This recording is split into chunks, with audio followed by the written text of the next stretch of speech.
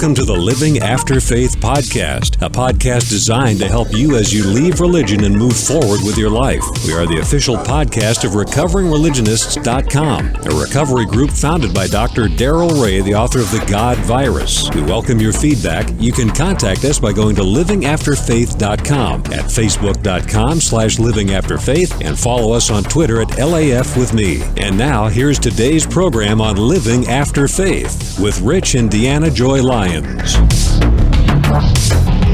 Rich Lyons. And I'm Deanna Joy Lyons. Come laugh with me. Today we have a very special guest. His name is Matthew Chapman. He is the director, writer, and producer of the movie The Ledge, which is coming soon to theaters. It's a thriller written about an atheist and a fundamentalist Christian who are in a life or death battle, basically. And there's a lot of awesome discussions, a lot of great plot here. This is going to be a fabulous, fabulous resource for our listeners. You're going to love this. Matthew Chapman himself is a journalist, a writer. He's done several films. Matthew Chapman is the great-great-grandson of Charles Darwin, and as such has been a pretty good defender of science, of evolution, has written a couple of books, actually, Trials of the Monkey, an accidental memoir, and 40 Days, 40 Nights, Darwin, Intelligent Design, God, OxyContin, and Other Oddities on the Trial in Pennsylvania. He also founded Science Debate 2008, which was designed to get the presidential candidates, Barack Obama and John McCain, to debate about matters that are of importance to science. And that was only going to be for the year 2008, but it's actually continued on. Mr. Chapman remains the president of that organization until this day. So welcome to the show, Matthew. Thank you so much for coming to talk to us. Well, thank you for having me. It means a lot to be able to talk to people of our community. So I guess we'll start with the movie. Tell us a little bit about The Ledge. How did it come to be, and the stage it's at now? It's coming out pretty soon, right? Yes, it is. It's being released in a rather unusual fashion. It's being released. It has been released already on video on demand, and you can download it from iTunes. And then it opens theatrically on July 8th. So it's a sort of a back-to-front release. And I think it's a way of sort of provoking discussion and debate, so that when it opens in the theatre, some people have seen it who would probably have seen it in that way anyway. And the people who want to go to the movies will then go to the movies, because they're the kind of people who like to go and see things on a big screen. I'm happy with it because it does bring the film, makes the film available to people in communities where there may not be movie theaters anymore. Like flyover country, I'm guessing, probably doesn't have a huge demand for movies that happen to star an atheist. Well, now here is the issue, and I really wrote this thing because I wanted it to be shown in these smaller towns in America where religion still has a very powerful effect on the community, and where if you're an atheist, you're very lonely. And my hope was that it would open in theaters in smaller towns, in movie theaters in smaller towns. And this is where I really want to make an appeal to your audience, because at the moment it's opening in the Sunset 5 on Sunset Boulevard in Los Angeles. And it's opening in another theater in New York called the IFC Center in the West Village. If the film does very well in those two theaters, particularly on the opening weekend, which is July 8th, July 9th, and July 10th, then the distributors will consider opening it in the middle of the country, where I really designed this movie to go, because that's the place where people need to see it and can be influenced by it. So my appeal to all of you guys out there is that if you have friends in Los Angeles or New York, or you live in either of those cities, go to the theaters and support the movie so that it'll get a wider distribution. And it's not that you can't get it on video on demand and by downloading it off iTunes, you can. But to get the publicity and provoke debate, It has to open in local communities because then it gets covered by the local newspaper, church groups go and see it, debate happens, TV covers it, and so on. To me, it's vital that it gets out beyond Los Angeles and New York, although I'm grateful it's showing there. They're, in a way, the cities that are least important to me from an atheist standpoint. From the perspective of the debate, I've read in more than one place that this movie has the potential to be the Brokeback Mountain for the atheist community. And we all know how Brokeback Mountain really began the debate of homosexuality, homosexual rights, and those kind of things. Kind of talk about that and how you think this movie might be kind of a breaking point for the atheist community. Well, first of all, while I like the comparison to Brokeback Mountain, that is a great, incredible movie, and I don't want to. It seems arrogant to take that compliment too literally. Having said that, I would make another comparison that it is in a way more like Passion of the Christ, in that nobody was thrilled in Hollywood when Passion of the Christ was being made. It was viewed already as being potentially anti-Semitic. However, as soon as it opened and the Christian community supported it, and it did really well, all of a sudden the studios started making more faith-based movies. I always hoped that one could get the same thing on a smaller level with this film. That if it was supported by the atheist community, if it did well financially, then it would become interesting to financiers and studios to make more films with atheist heroes and atheist themes. If I may, I know I tend to sort of blather on once I get on a roll. So. We love that. But one of the things that I've found in the atheist movement is that I think a lot of atheists reach their conclusions through intellectual thought processes, and then they try and propagate their beliefs through intellectual argument, which is understandable because obviously we have the better argument intellectually, and that would seem the logical way to get the word out. But having said that, if you look at what appeals to people in religion, it is not intellectual. What appeals to religious people is the emotion of it. And the further out you go in terms of the megachurches, religious extremism, the more emotional it becomes. And so to get to those people, you really need to make an emotional appeal. And when you think about it, the consequences of religious cruelty and oppression are entirely emotional.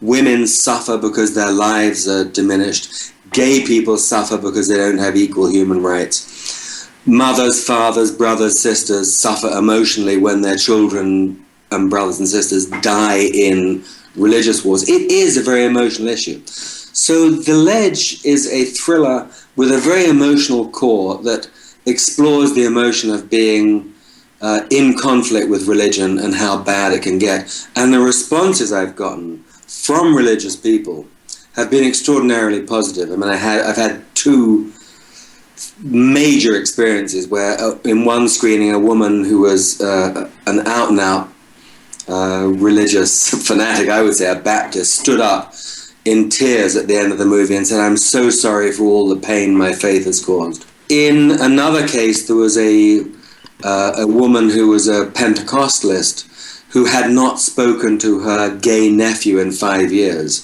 Someone asked her to watch The Ledge on video on demand, and as the end titles were rolling, she picked up the phone and called the nephew for the first time in 5 years. So that's the way in which I think The Ledge can be significant. It can sort of open hearts a little bit, and it makes an argument from a filmic, dramatic, emotional perspective, which I think you'll agree is sort of almost a first. Yeah. And that's why I think it's important. There's a lot of documentary type stuff, but the emotional, and I've got to totally agree with you on that. I was a Christian Pentecostal, as you mentioned, a pastor for 20 years. Our listeners know that.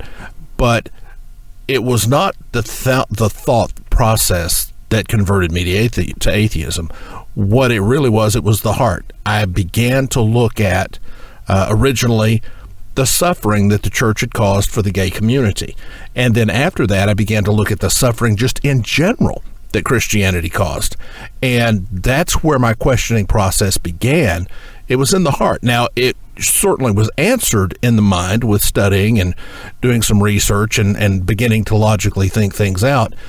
But I think that you're absolutely on track. The conversation has to start in the heart. Yeah, I believe that. And, let's face it, we've been making intellectual arguments for 2,500 years about this. And we're still only at 4% in America. I mean, of course, the argument's done better in Europe and other places. But, I mean, the world is still, the amount of suffering that people are having to endure because of religious dogma is really huge. And, so the Ledge was my attempt to use the skills that I've learned in Hollywood as a writer of thrillers for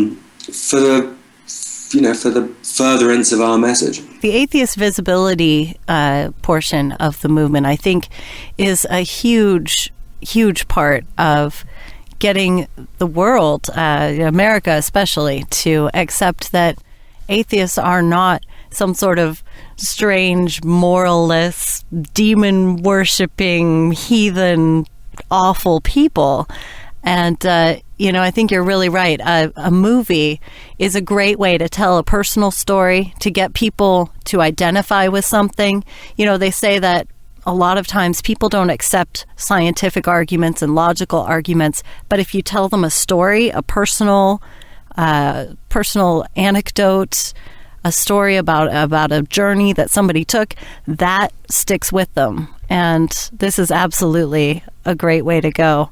We talk a lot about what happens when someone loses their faith, and a big part of that is often that people, their relationships with those around them who are religious change. They either get shunned or they are put at a distance. There's something different. There's an elephant in the room when somebody comes out as an atheist, and the Christians or Muslims or whoever around them, all the religious people around them, notice something different. They go, oh my goodness, we have to treat them different. And I'm sure they treat their, Anyways, so the way these two characters, the two main characters in this movie interact, the evangelical Christian and the atheist, is there any personal experience that you were drawing from, or what kind of research did you do to see how those two characters would react? The conversations they seem to have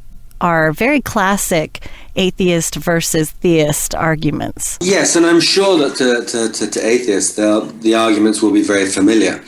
To non-atheists and to young people who haven't studied atheism, they're brand new and very fresh. So I had one kid come up to me after a screening and say, "This is an atheist manifesto for young people." Nice. Which was a huge compliment, obviously. And in terms of the two characters, the atheist and the fundamentalist, I might say the atheist is sort of based on me. He's a funny, I hope charming, but very imperfect character. Both the atheist and the fundamentalist have suffered a great deal of pain and loss in their lives, and the fundamentalist has gone to the church for comfort, and it's what holds him together. Faith is what holds this man together.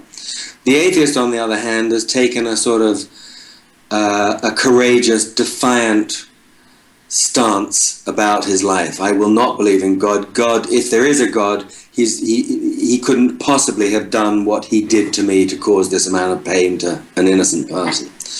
And so they've taken these opposite viewpoints, but in a way they're united by the fact that at least they take life seriously and think about how one should live.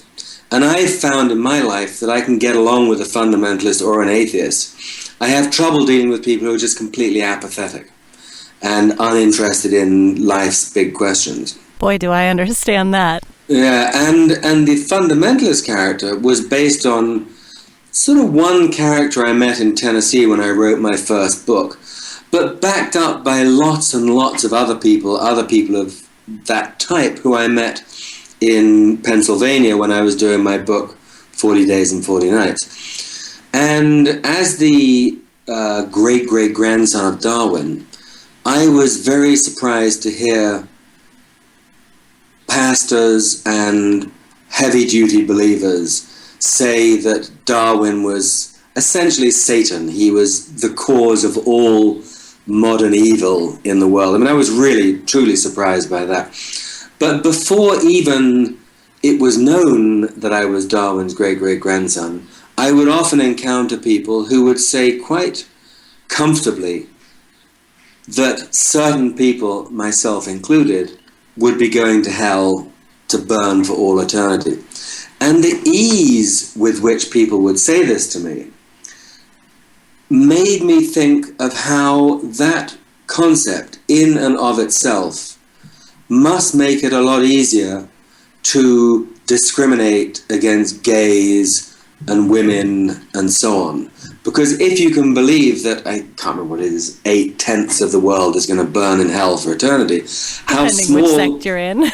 Depending on which sect you're in, yeah. But if you're a Christian, I believe it's 8/10 because, I mean, if you're a fundamentalist Christian, because you don't believe the Catholics are going to go to heaven, you don't believe the Quakers are going to go to, unless you've been born again, you don't get to heaven.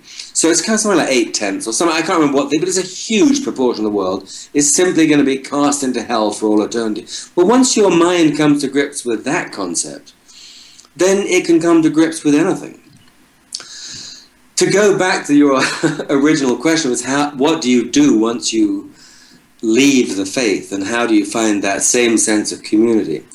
I think that's the biggest question that atheists have to deal with in a very big way. I don't know that one can replace the beautiful aspects of the church. And let's face it, it's been under development for so many years, and we haven't really even begun to think of ways in which we can provide that sense of community, because I think that's really what it is. And coming out in America, particularly in the middle part of the country, but even where I live in New York, sometimes you'll say I'm an atheist, and people, their sort of heads go back about an inch, and you realize that they're kind of looking at you from a different angle, and that it may take a while before they sort of absorb the fact that you're not on board with the same idiocies that they are. I think it's really a challenge to their idiocy. The idiotic beliefs that are there without any kind of rational foundation. All of a sudden they kind of feel challenged, even if you're not challenging them. Yeah, so it is difficult, but I think it's essential for atheists to come out and be seen as decent, rational, humane people. As one who preached for 20 years that all but perhaps 1 million people currently living were headed to hell, I totally understand exactly what you're saying about that. It takes your mind to a place that, number one, it's extreme arrogance. Number two, the lessening of the value of other humans. I mean, if they're going to burn forever anyway, what's the point in doing anything in this world to correct or to help them or to be of any benefit at all? And also from that perspective, let me apologize to you as the great-grandson or great-great-grandson of Charles Darwin. I too was one of those who preached that he was the devil incarnate, that he was the epitome of what was evil. And as I went through the process and realized actually his work to a great extent is why I can be who I am today, because I can get a grip around the fact that the human body is nothing phenomenal that can only be created by God, but that it was created through a process, and we can understand that process because of his work. And I just want to get it off my chest and apologize to you for the things that I did say out of ignorance during those 2 decades. Well, on his behalf, I certainly accept the apology. I mean, there's a lovely line, actually, at the end of The Origin of Species. I mean, I think it was put in there to kind of soften the blow a little bit, where he says something about, if you look at a bank of a river and you see what's going on there and the way nature is endlessly developing, that there is a beauty in this kind of view of life, and perhaps to go back again to sort of how does one get out of faith and live a sort of a rich and satisfying, non-fearful life. Nature is certainly part of that thing that you can go to and look at and just go, oh, we're so lucky to be alive on this planet among all the planets where things don't live.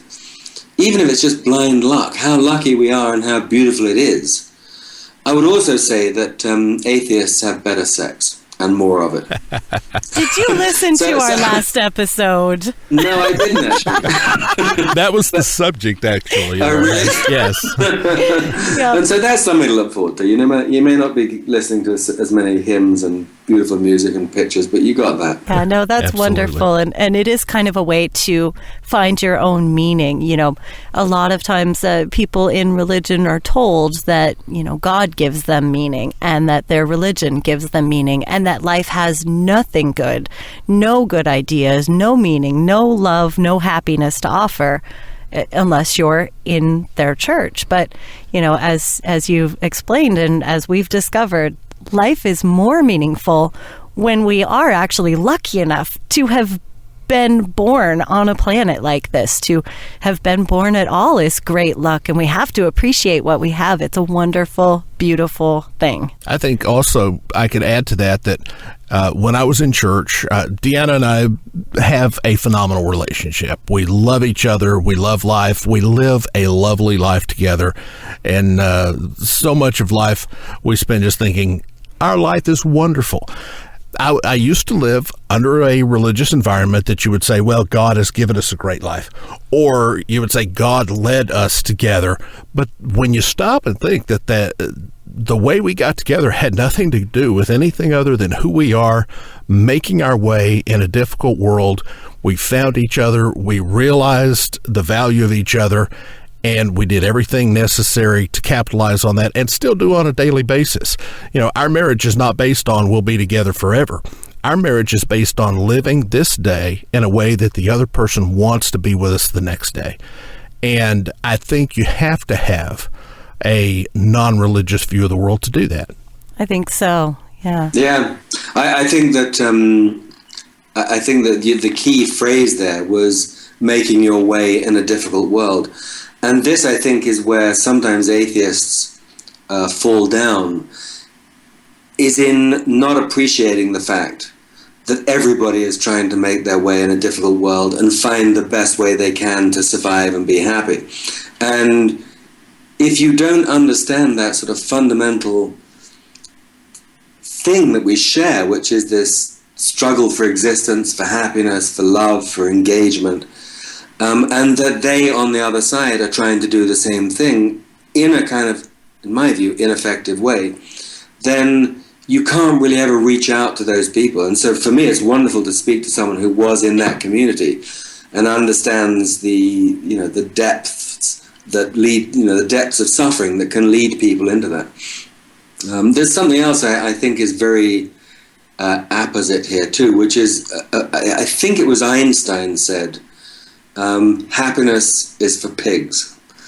And what he meant by that was that just to be happy, to sort of wallow in happiness, isn't really the point. The point is to be fully engaged, to be inspired, to be filled with wonder, to give love and help to your fellow human beings. If you're engaged with life in that way, you don't think about being happy in the sense of sort of getting stoned and like, oh, gee, I'm feeling so great. What you're feeling is a total engagement with the world and the universe. And that is tremendously inspiring. I mean, that can become like a religious experience, I think, if you look at life in that way, and can be as sustaining as a religious community.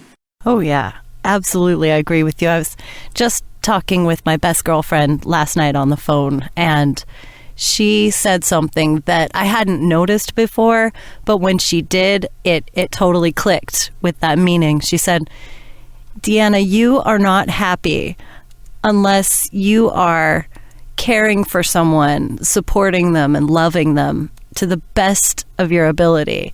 You don't feel like you're a fulfilled person unless you are doing something like that. And I was like taken aback. I said, oh my God, she's freaking right. and you know, it may not always be happiness, that, you know, overt, happy-go-lucky, skipping through fields of flowers happiness. But in difficult times, knowing that you can still provide love and support and care for the people around you, that you can do little things that make a difference, that is a grand sort of happiness. It is. And I mean, I certainly know that of the people I know in my life, and I've known a lot of people, the least happy people are the people who expect happiness to be delivered to them, that it's their right, that they're disgruntled because they're not getting this and they're not getting that. And the happiest people are those who are trying to make other people happy. And it's a sort of a paradox in a way, that if you seek selfish happiness, you actually don't receive it.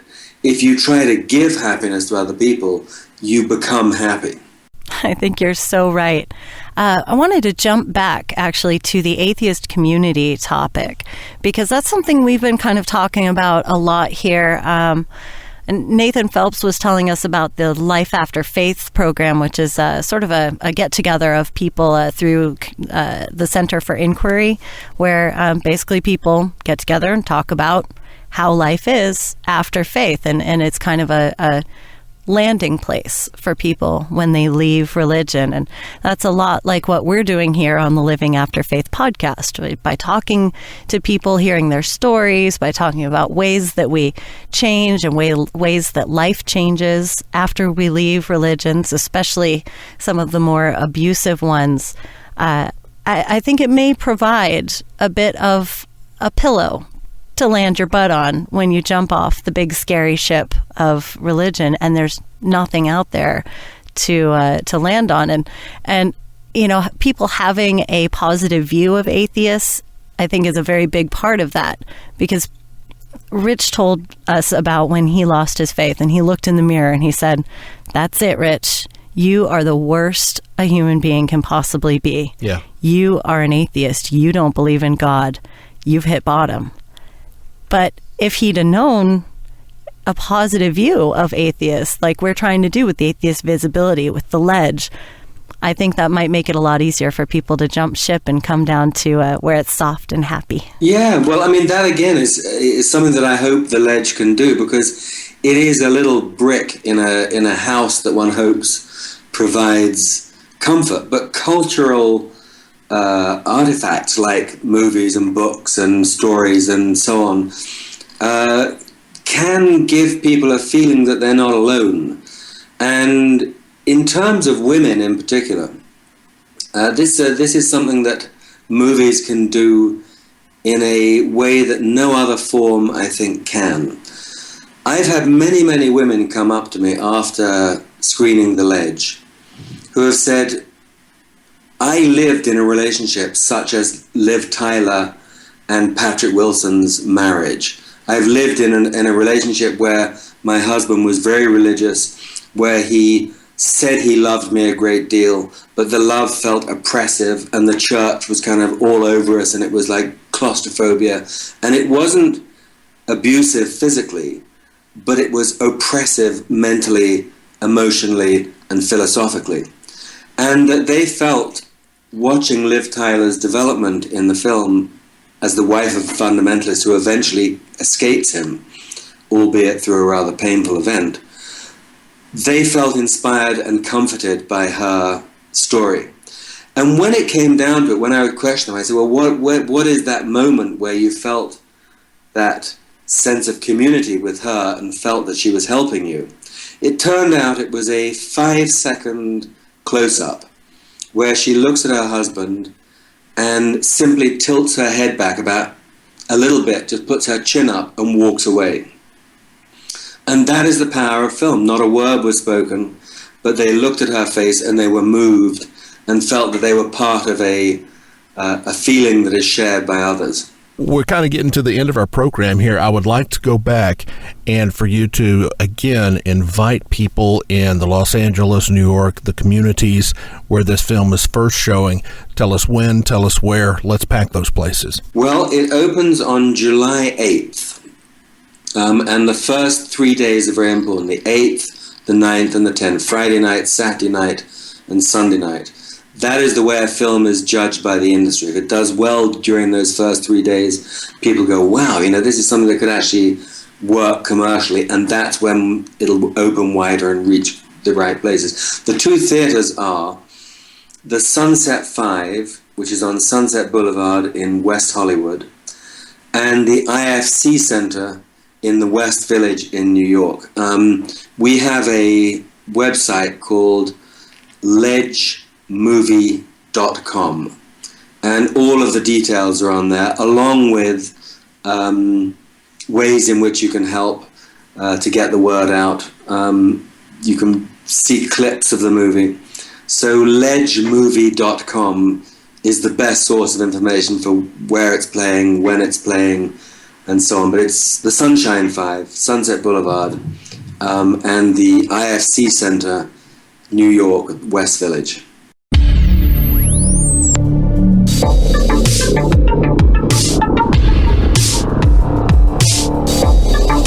Thank you for listening to the Living After Faith podcast with Rich and Deanna Joy Lyons. Living After Faith is a podcast designed to help you as you leave religion and move forward with your life. We are the official podcast of RecoveringReligionists.com, a recovery group founded by Dr. Darrell Ray, the author of The God Virus. The music for this show is provided by Morrison's Prophecy. See livingafterfaith.com for a link to more music from Morrison's Prophecy. We welcome your feedback, and you can find phone numbers and email addresses at livingafterfaith.com, at facebook.com/livingafterfaith, and follow us on Twitter at LAF with me.